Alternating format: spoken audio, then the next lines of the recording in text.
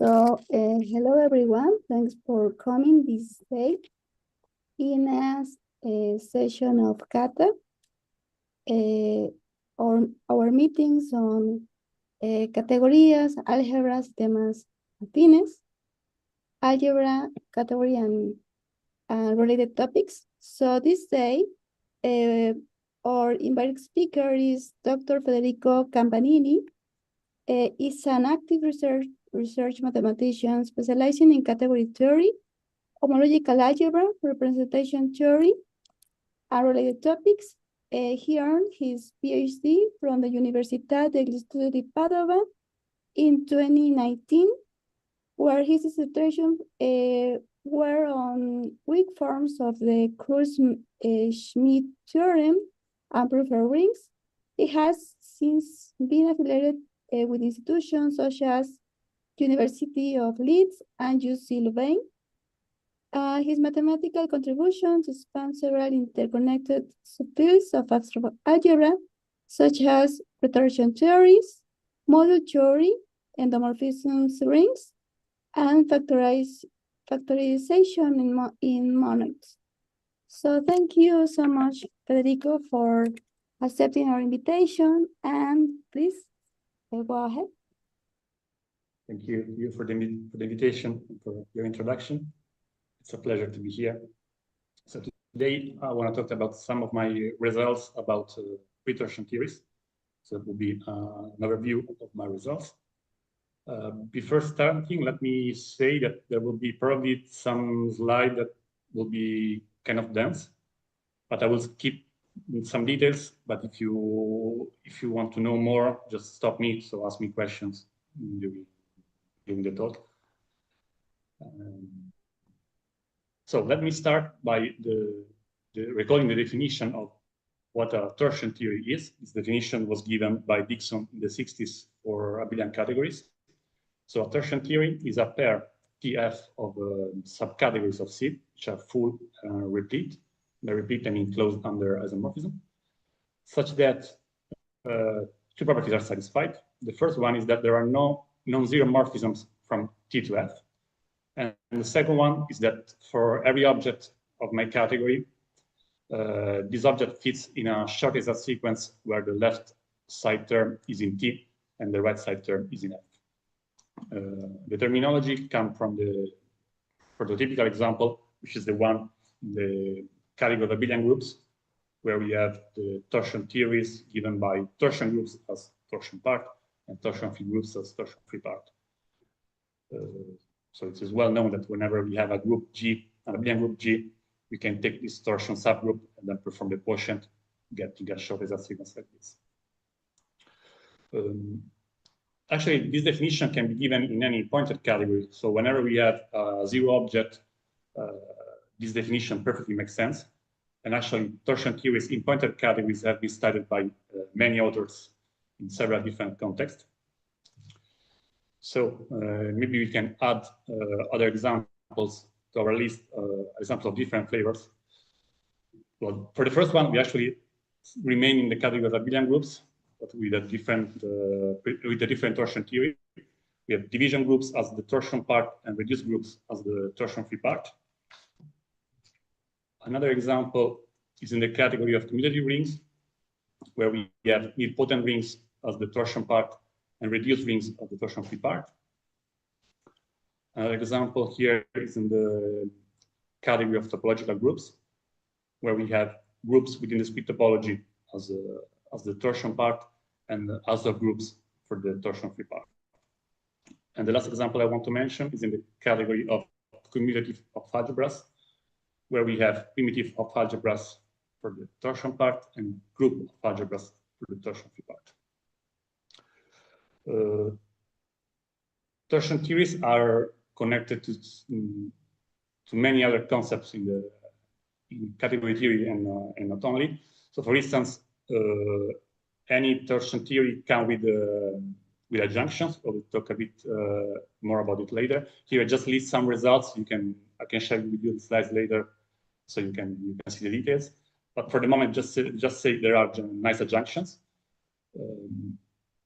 There are bijections with idempotent radicals. which are special kind of functors. There are also connections with universal closure operators. Particularly, there are one-to-one correspondence in a Abelian category. There is a one-to-one correspondence between hereditary torsion theories and universal closure operators. And if the categories were, let's say, is nice enough. Here, for instance, torsion free subcategories can be defined as those subcategories that are closed under subobjects, extension, and products. So can be defined as being closed under some constructions. Now let's try to look at a different kind of examples. So we said that torsion theories can be defined in any pointed category. Here I have a slide that will appear also later. For now, let's try to take out the idea. So here, the category we want to investigate is the category of preordered sets. So objects are just sets endowed with relationships were assumed to be reflective and transitive. And let's look at this sequence here at the bottom of the slide. We start from a preorder A row. We can always build as a let's say equivalence relation given by the thing is written here in green, saying that A is equivalent to B if and only if we have both A row B and B row A. And once we have that, we can perform a quotient. And here, we can endow the quotient with a partial order, saying that the equivalence class of A is less or equal than the equivalence class of B if and only if we have A row B. So this really looks like short exact sequence, but it's not, because of course the category doesn't have zero objects, zero morphism, so we cannot talk about kernels and cokernels. So we have to introduce a new idea. And the idea was introduced by Facchini and Finocchiaro, which are both here. And it's based on the fact that it is possible to replace the zero object and the zero morphisms by something else. This something else, we call them trivial objects and trivial morphisms. So we start by any category C. We consider two full repeats of categories T and F and their intersection. We call this intersection the class of trivial objects. And then we define trivial morphisms. A morphism is said trivial or Z trivial if it factors through an object that belongs to Z. Trivial morphisms form an ideal of morphisms in our category C, meaning that whenever we have a composition G composed with F, if one of the two morphisms is trivial, then also the composition is trivial. And notice if that C is pointed and Z consists only of the zero object, then we recover the case of the ideal of zero morphisms. So it's in the classical case. And then it is possible to define kernels and cokernels with respect to these ideal morphisms. We have all the details. Basically, we just replace whenever zero appears in the definition of kernel, we just replace it with Z trivial. We have the same kind of universal property. We can define both kernels and Z kernels and Z cokernels. And a sequence like this, so with Fg, is called short Z is a sequence if F is the Z kernel of G and G is the Z cokernel of F.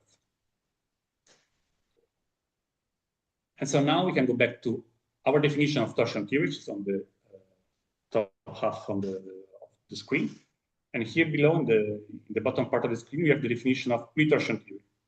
So as you can see, we just mimic the definition. We only replace zero with trivial. So the two axioms this time are, there are no non-trivial morphisms from something in T into something in F. And for every object X in our category, well, this object fits in a Z, in a short Z exact sequence where the left-hand side term is in T and the right-hand side term is in F. Pre-torsion theories always come with a junction. As I said before, for torsion theories, this is also the case for pre-torsion theories. So, for instance, here T is of course, it's a subcategory C, so we have the inclusion, and we have a right adjoint T, which corresponds to the fact that to X we can associate its torsion part, and the same dually for the torsion-free part. Here, the co-unit of the adjunction actually is the morphism that appear as the kernel of this sequence. And here, the unit of the adjunction is the morpheme that appears. I mean, for every object, it's the morpheme that appears here. Other properties of pre-torsion theories, of course, are also shared by torsion theories. So, by the way, pre-torsion theories are a generalization of the notion of torsion theory. So, we have covered the definition of torsion theory when we have as trivial objects only the zero objects, because we are in a pointed category. So, going back to the properties, X is in T if and only if it is isomorphic to its torsion part. The analogous for F. Two classes determine the third one in the sense that we have a kind of homorthogonality between T and F with respect to Z. So if we take an object X and we know that there are no non-trivial morphisms from X to anything in F, it means that X belongs to T and dually for F. T is always closed under extremal quotients, while F is closed under extremal monomorphisms. If you don't know what extremal means, you can just think the weakest notion of, for instance, for quotients, that's the weakest notion of epimorphism that you can give in order to expect them to behave like surjections, like real surjections. So, for instance, in the category of monoids, you have that N is included in Z. That's an epimorphism. That's not surjective. So, these extremal quotients are the epimorphisms that behave like surjective maps. The three classes are all closed under the tracks. And the initial object of the category is always in T, while the terminal one is always in F whenever they exist. So, in particular, if the category is pointed, the zero object is always a trivial object. And now let's try to explore some examples. The first one, we have already seen it. So again, we are in the category of preordered sets. We have equivalence relations we have a pre-torsion theory which is given by equivalence relations as the torsion part, partial orders as torsion-free part. If we intersect these two subcategories, we get discrete relations. So relation with just sets where the relation is just equal.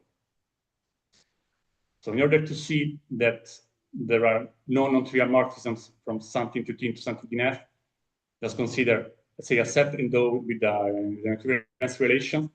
Since in the codomain we have a partial order, so we move from a symmetric preorder to an symmetric one. We are forced to pass to the identity of Y. So we are forced to pass through discrete relations of trivial object. And the shot is that sequence is the one we have seen before, constructed like this. If you want to see this example, but from a topological point of view, you can observe that the category of preordered sets actually is it's not just an equivalent; it's an isomorphism. So it's isomorphic to the category of Alexandrov discrete spaces. As topological space is Alexandrov discrete if arbitrary intersections of open sets are still open. And the corresponding pre-torsion theories, once you move to topological space, looks like this.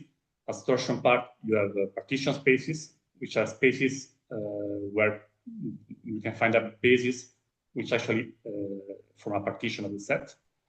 And as torsion-free part, the T0 spaces. Now, going forward with the examples, we have two generalizations of this one. So whenever you have a preordered set, you can think of it as a category where morphisms correspond to the effect of being less or equal. And so here we are. This example generalized it to category, to small categories, to be more precise. It was introduced by Sharesh. He defines symmetric categories in the following way. So whenever we have objects and morphisms in one direction, we are forced to have objects morphisms also in the other direction. And it defines antisymmetric categories in this way. So whenever we have morphisms from X to Y, from Y to X, then the two objects are forced to be equal.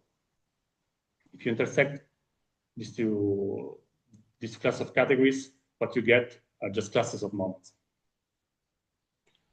Another example consists of internalizing these, the results of preorders to internal preorders of an exact category. I think I want to say much about that. It's not so easy to define preorders internal to a category. If you know what it is, well, it really looks like the same, but it's the internal version of what we have seen before. And here we have another example in the category of small categories. This time we have groupoids as the torsion part. So a groupoid, remember, is a category in which every morphism is an isomorphism. And as torsion-free part, we have skeletal categories, which are categories where every isomorphism is an isomorphism. And here again, if you intersect the two, you get classes of groups as the trivial objects. The shortest sequence is given by this construction. You start from your category C.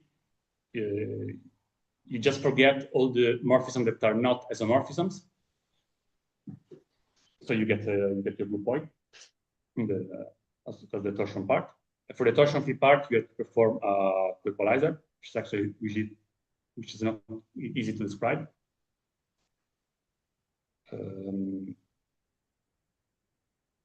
But I think an interesting thing about this question is that at the level of objects, since you want a skeletal category, so you want that every isomorphism is actually an automorphism, you have to identify objects that are isomorphic. So in the quotient, isomorphic objects become equal.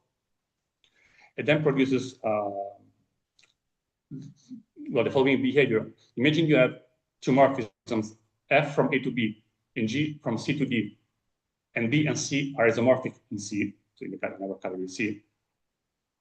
Well, these two morphisms are not composable in C, but they become composable. They must be composable in Q. So you are adding a lot of new, you are allowing a lot of new compositions in this quotient. That's why it's not so easy to describe. Okay, now let's try to answer a question. The question is the following. We said that for pre-torsion theories, we replace the zero object and zero morphisms with trivial objects and morphisms. So can we try to go back in this idea, saying we start from a category C where we have a pre-torsion theory. We have our trivial objects and morphisms. Can we build, can we produce a congruence or a quotient? And so a category C over R, which is pointed and where all the trivials collapses into zeros, and such that so the pre-torsion theory actually become a torsion theory. So that's the question. And we have a positive answer for that, at least in a couple of contexts. Here is the precise definition of what I mean by sending the pre-torsion theory into a torsion theory, which is exactly what you expect. So you want to find a functor G that sends the torsion part into a torsion part, the torsion-free part to a torsion-free part, and that preserves the short exact sequence. So whenever you have your Z exact sequence, you want your functor G to send it into a genuine exact sequence in your codomain category. So the first context where we have a positive answer is the one of extensive categories. So here we are not only able to provide say a congruence in this category, so a construction of the stable category here, but this construction also has a universal property, saying that whenever we have another morphism G that acts in the same way, so this G has to factor through our construction, so to our functor sigma. I didn't give the definition of extensive category, but if you want some examples, so all the examples I mentioned before follow into this case. And examples are the category of sets, topological space, affine schemes, the category of small categories, pre-ordered sets. Whenever you internalize these categories, you get again extensive categories.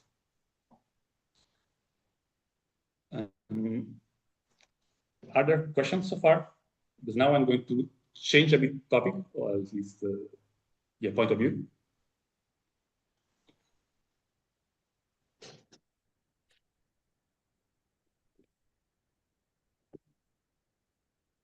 So because the idea is that from what we have seen so far, it seems like that torsion theories are suitable for, let's say, algebraic context, while pre-torsion theories are more suitable for contexts that are not algebraic, if I can say like that. But actually, the next slides will show that that's not the case. So pre-torsion theories have a full meaning also in an algebraic context. And the first thing, the first result I want to show you is how to build pre-torsion theories starting from two different torsion theories. So here the concept is actually very simple. We have a category which is assumed to be only pointed, and assume we have two torsion theories in it. So T1F1, T2F2. The question is, can we use this TIFI to build a pre-torsion theory? So can we mix them and get a pre-torsion theory? Well, the answer is yes, but if and only if the two torsion theories are comparable. By comparable, I mean that the torsion part of one is included in the other, or equivalently, you have the flipped inclusion for the torsion-free part. So if the two are comparable, I can mix them and get a pre-torsion theory. Mix them in a suitable order. So I have to take the biggest torsion part as T and the biggest torsion-free part for my F. And the short exact sequence, the short Z exact sequence, in this case, is very easy to imagine. I take for the torsion part, well, I take just the torsion part of the first torsion theory as a torsion-free part, the torsion-free part of the second torsion theory.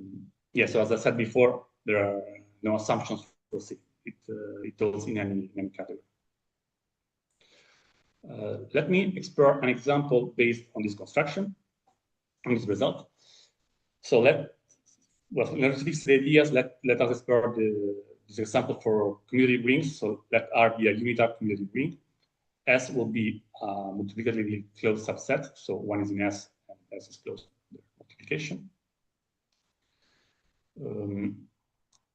This S determine a torsion theory.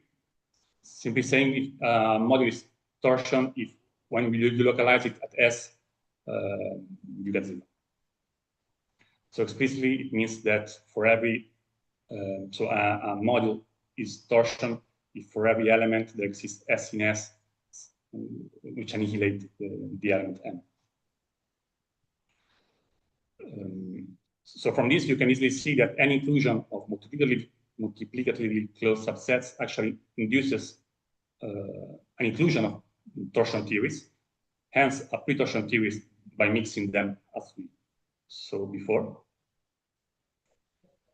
And as a particular case, any inclusion of prime ideals induces a pre-torsion theories just because the complement of prime ideals is a multiplicatively closed set. So to go further with this example, let's fix a domain R of infinite full dimension just to be able to find an infinite chain of prime ideas like this, 0, 1, 2. To this chain, it corresponds a chain of multiplicatively closed subsets, and hence a chain of torsion theories, where the torsion part can be listed like this. And since S0 actually consists of all the elements in our domain except from 0, this T0 is the classical torsion theories. So, but since we we can imagine now that we fix T0 and we just run through all the FIs.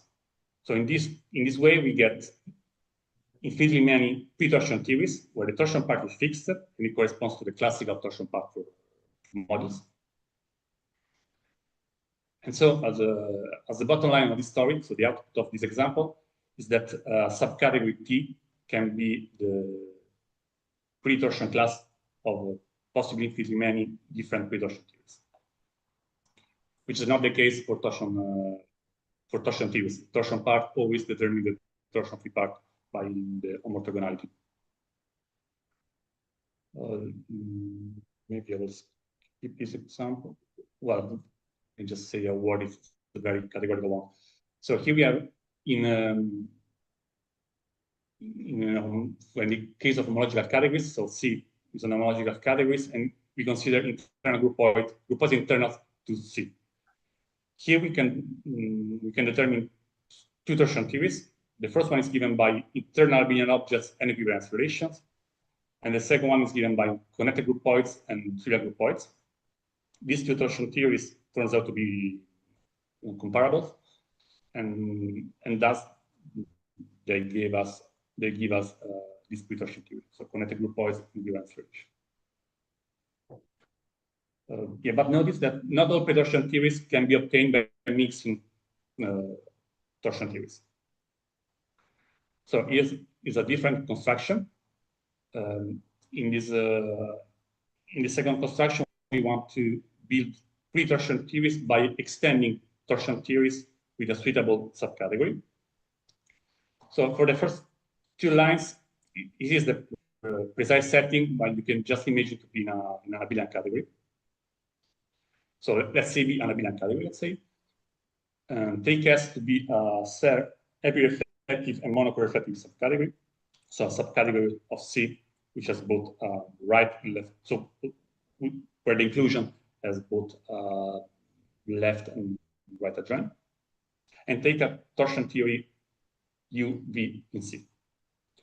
Then you can use S to extend this UV to a pre-torsion theory where the class of trivial objects is precisely S. Sorry, here I forgot to write what U star S means. Maybe you can take it from this diagram here. So an element T is in U star S if it fits in a short-size sequence where the element on the right is in, sorry, on the left is in U and the element on the right is in S. And similarly, an element is in here in S star B. So let's take the bottom row. If it fits in a short-size sequence of this form, so something in S on the left, something B on the right.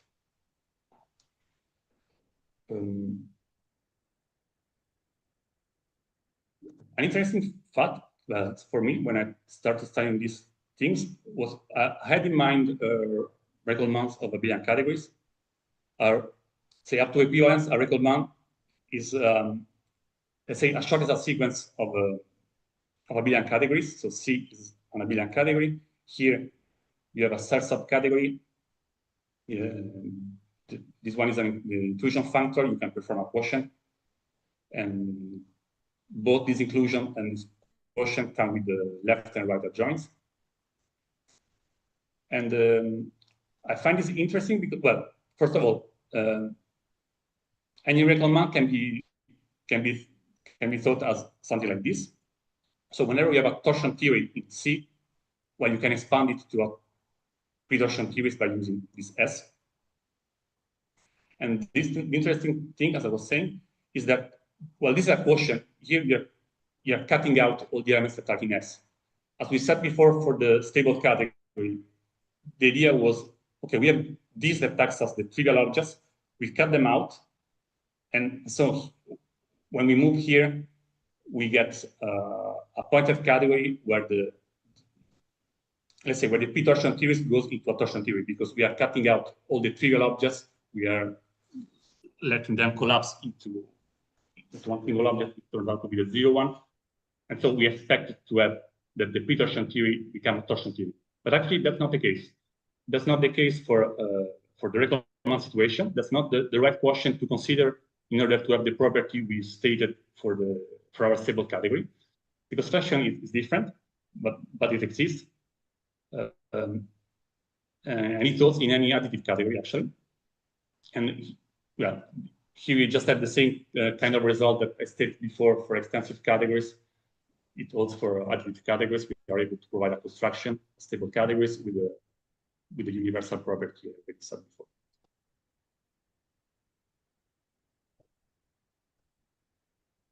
And now the third part of the talk. So before that, if there's any question, it's a good point to ask more pose.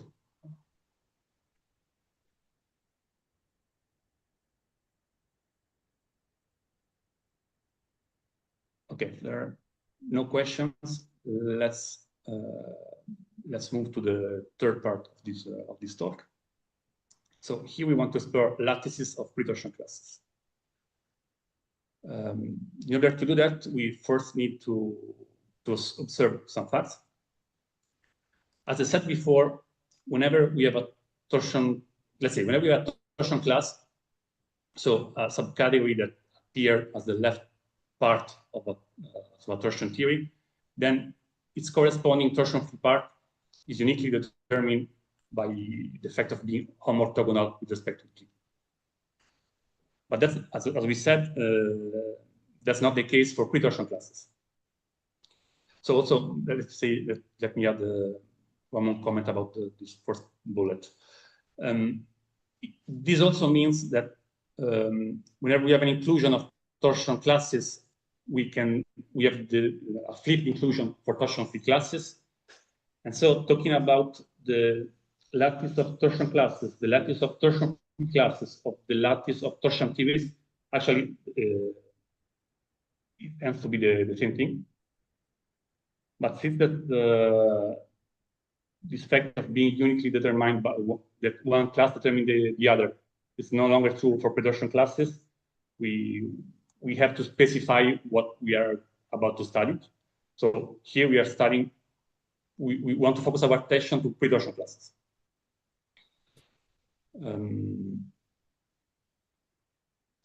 So if you want to, let's say, if you want to characterize pre-torsion classes just in terms of, let's say, categorical property, if I can say that, pre-torsion classes in any category C are precisely the monopreflective subcategories of C. So it means that the inclusion factor from T into C has a right adjoint, and the co-unit of this adjunction is are all monomorphic.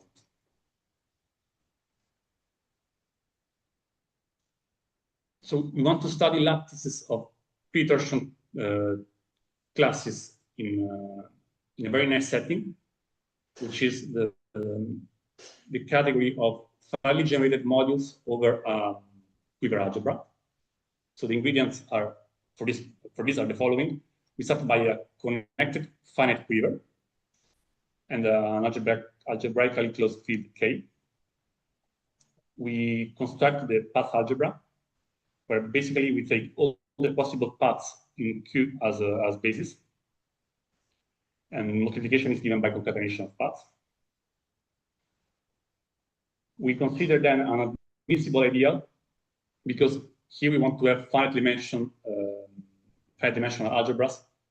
So I think you can easily see that if you consider all paths and in your quiver, your cycles, you can run into these cycles in loop, getting always new elements for the basis. So what you get at the end is an algebra which is not finite dimensional.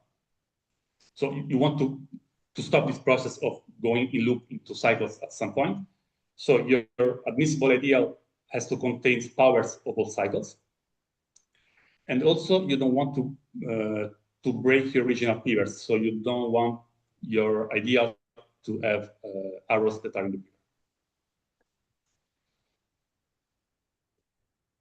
And so with these ingredients, you can define a bound quiver algebra, so just a question.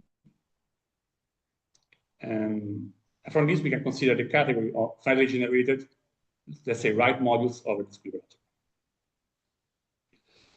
algebra. A very well-known fact is that any finite dimensional associative K algebra actually is Morita equivalent to a path algebra for some bounded quiver, which means that if we want to study categorical properties of mod A, we can always, for a finite dimensional associative K-algebra, we can always think of A as an algebra of the form we have just described. So why this category is nice?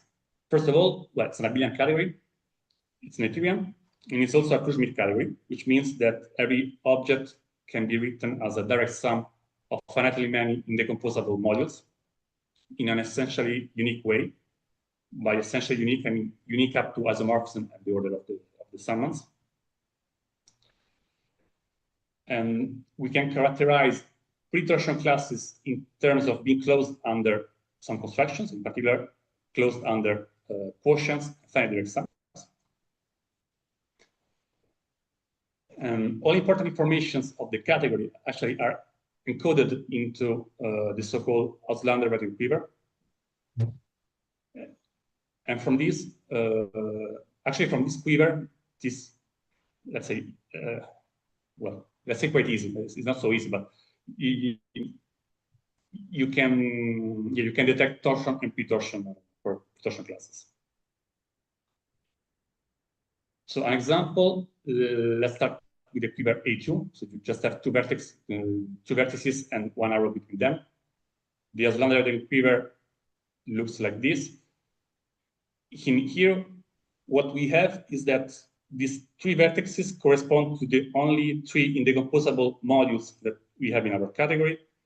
These arrows are the only morphisms, the only non-zero morphisms that we have in our between these indecomposable modules.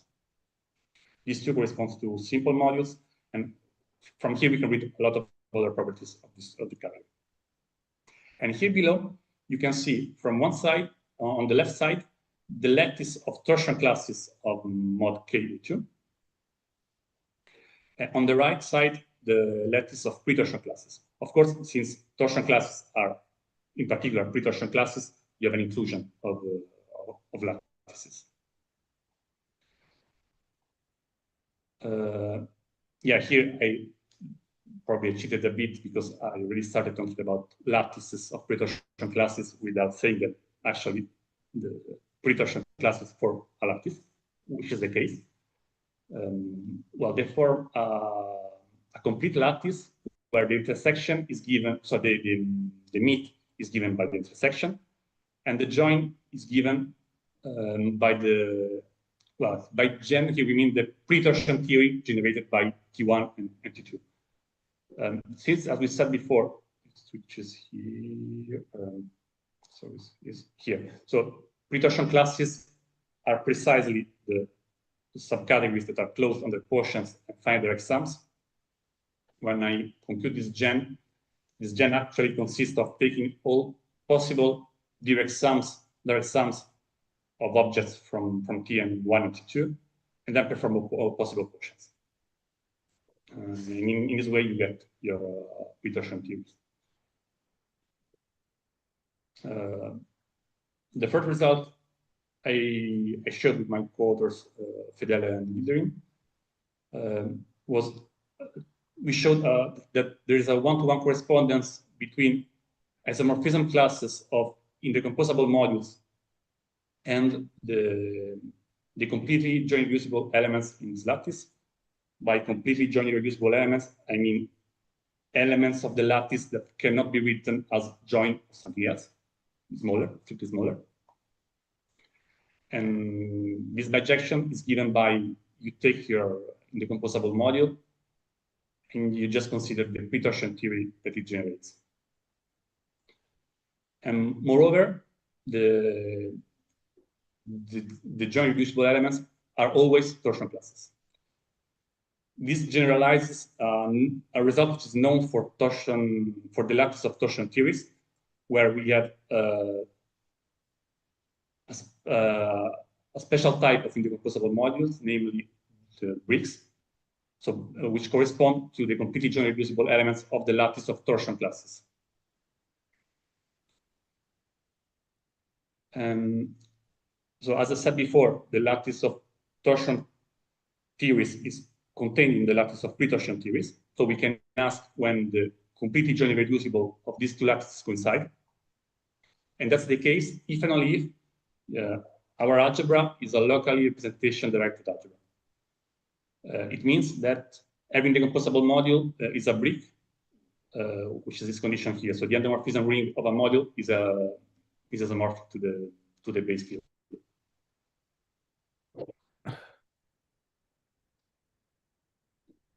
And then moving forward with our results, the next one actually is so we try to understand when these lattices are distributed.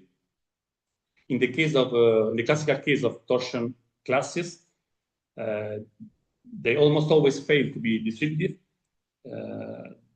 They are so only in the trivial case where your quiver consists only of one point, and your lattice of torsion classes consists of just 2 points. So the bottom element, the zero torsion class, and the whole category of the top element.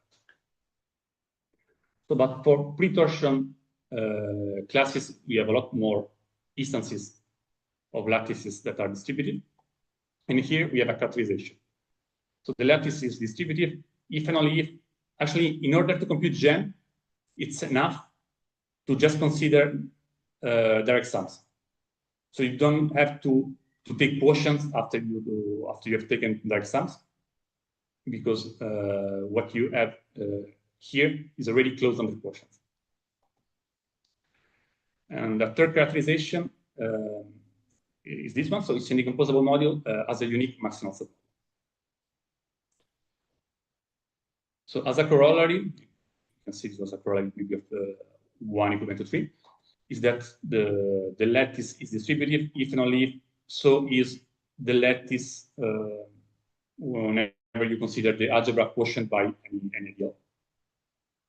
Here we don't have to take admissible ideas. Here I'm talking just about every possible idea of my algebra. And another result that links the lattice of torsion classes with the lattice of pre-torsion classes is the following one. So assume that we are in the case where our algebra is locally representation directed, and assume that our lattice is distributed. Then the lattice of pre-torsion classes is what we call the distributive completion of the lattice of torsion classes. What do I mean by that? Well, if we go back to the example here, we on the left, we have the lattice of torsion classes. The completely joint reducible elements are the ones marked in pink. And by distributive completion, we mean essentially you take all the reducible elements, joint reducible elements, and you add, you force to include all the joints that actually are not here. So for instance, the joint of this one and this one would give you another vertex here, which actually corresponds to this one. So this lattice is not distributive, but the lattice of pre-torsion classes is.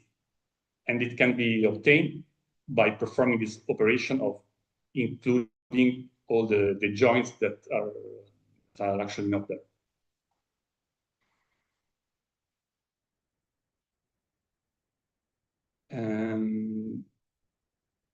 Yeah, so here's the last result I want to show you. Among all possible classifications of distributed lattices, that's one that is given in terms of the shape of the quiver we start with.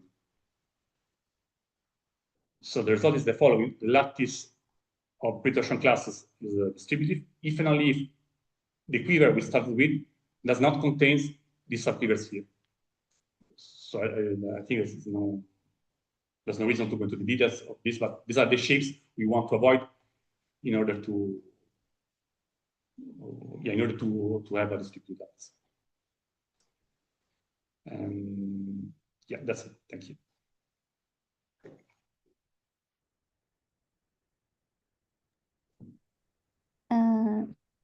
Interesting results. Thank you, Federico. So, questions or comments?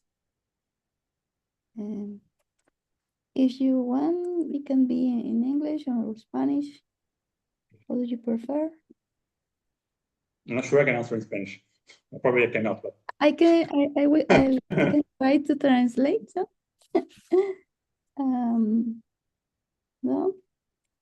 What I have some small questions. For example, in slide 35, yes. you have an interesting corollary. So my question if the algebra A does it has some properties or if of is this a corollary true for any algebra? That's true for any algebra, for any finitely dimensional associative algebra. Yeah. In the general setting. We're not assuming anything.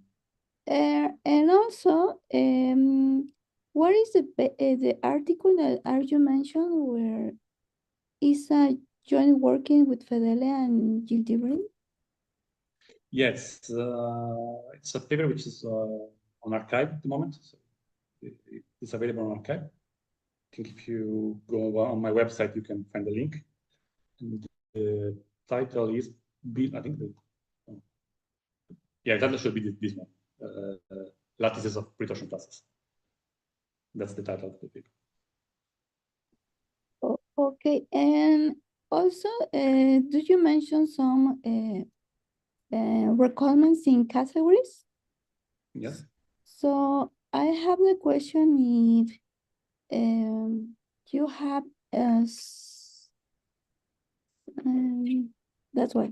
But if you have some results about lattices of protortion theories and torsion theories, where you connect adjoint conditions in lattices of protortion theories and recallments. No, for the moment, nothing in this direction. Yeah. We only use recallments to provide a framework where our result works, actually. So this idea of expanding torsion theories using the cell subcategories. And then we found this surprising fact that the quotient actually is not the right one in order to have the stable category. But we didn't do anything more for the moment. Oh, okay, because for example, in the case of categories of modules, we know that we can connect protortion theories with radicals, subfunctors of the identity. So we know that, for example, if you have an adjunction between two categories of modules, then you can induce Galois connections between these two lattices of radicals. And radicals are connected to protortion theory. So I have that question. It's just that. Because I think it could be interesting to study how recallments can induce some Galois connections, for example, between lattices of protortion theories or something like that. I'm pretty sure that there are people that are working on Galois connections starting from pretorsion theories, but I'm not familiar with this topic. The only thing I can say probably is that for pretorsion theories, you can see the right thing. You don't get exactly a radical, but it's like it acts like a radical. But the point is that for pretorsion theories, you don't have kernels, cokernels, so it's not let's say a true radical. It's something that is a radical up to this fact of being trivial. You have to include this Z in your definition of radical. So it's a relative radical. Okay. Thank you. Anyone else have comments or questions?